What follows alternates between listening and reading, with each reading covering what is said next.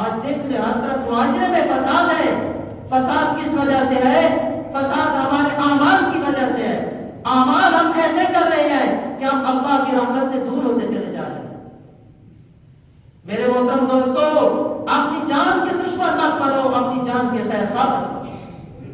پھر آپ صلی اللہ علیہ وسلم کا گزر ایک وادی کے اوپر ہوا، ایک وادی کے اوپر ہوا. وہاں سے سبحان اللہ پاکیزہ عمدہ مشک کی خوشبو آ رہی ہے. اور وہاں سے آپ نے ایک آواز سنی.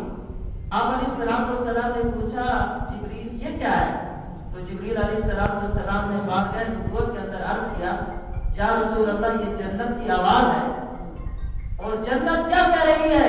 جنت کہہ رہی ہے یا رب، آئے میرے پروردگار، آپ نے جو مجھ سے وعدہ کیا ہے وہ مجھے عطا کر دیجیے. سبحان اللہ.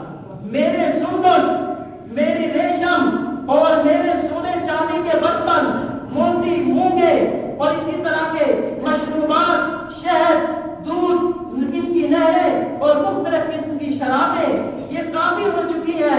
اب وہ لوگ بھی مجھے عطا کر دیجئے جو ان نعمتوں سے نظر اٹھائیں، ان نعمتوں سے فائدہ اٹھائیں.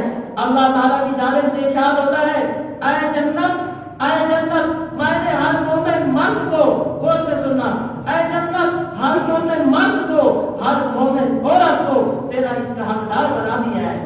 ہر وہ مومن مرد، ہر وہ مومن عورت جو مجھ پر، میرے رسولوں پر ایمان لائے گا، میرے ساتھ کسی کو شریک نہیں ٹھہرائے گا، میرا وعدہ ہے اس مومن مرد کو، اس مومن عورت کو تیرے اندر داخل کروں گا.